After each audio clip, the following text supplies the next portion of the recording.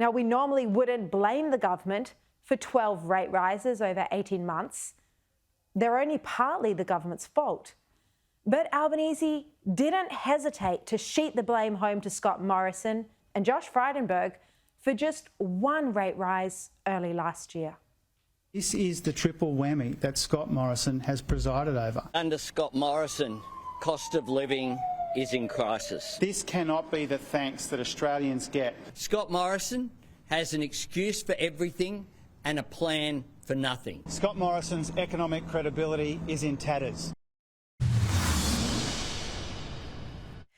Sky News host James Morrow joins me now. James, I mean, when you look at those clips, just to remind yourself, it's astonishing the ferocity with which Anthony Albanese attacked Scott Morrison for the cost of living that he called a crisis back in May 2022. Since then, everything is far more expensive, plus another 12 rate rises. But he won't take any responsibility. Yeah, and I mean, it's so funny because just as you were playing that, somebody texted me a tweet here from Anthony Albanese on May 4th saying exactly the same thing about the triple whammy of the rate rises and everything else and the cost of living and, you know, blaming obviously Scott Morrison in the middle of an election campaign. Well, look, I mean, sure, this government says everything's not their fault, but they say nothing is their fault, you know. Yet, here's the thing. You look at all of the things that are driving inflation, energy being a big one. Well, what are they doing when it comes to energy? They're making energy more expensive. Does anybody believe, Shari, this whole line that, you know, oh, renewables are the cheapest form of energy? Well, they keep pumping more renewables into the system. And I don't know about you, but my power bills keep going up. And the same thing goes for government spending. Again, they keep jacking more money into the economy. The IMF the other day warned, and they said, you know, all of these infrastructure programs need to be better timed. Otherwise, too much demand,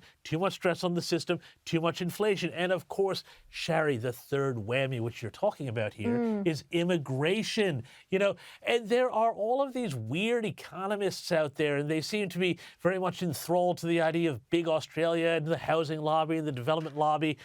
And they seem to believe that somehow immigration is the one area where supply and demand doesn't matter, that if you just pump in all of this greater demand, it's not going to increase prices, put stress on supply. So again, these are things, you know, they have a real lever that they can control. But we know why they're not going to roll back immigration, for one.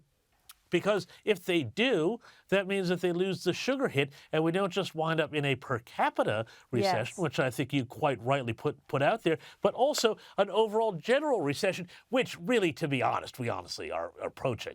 Yeah, exactly. I mean, realistically, for, you know, everyone, because we're in the per capita recession, it does feel that way. For all intents and purposes, people are living in a recession. Now, yes, James, what were you going to say? Oh, no, I was going to say, and now with this interest rate rise, you're going to see huge numbers of seats, you know, labor voting seats that are going to be in huge amounts of stress when it comes to their mortgage. He's got a huge political problem here beyond the economics.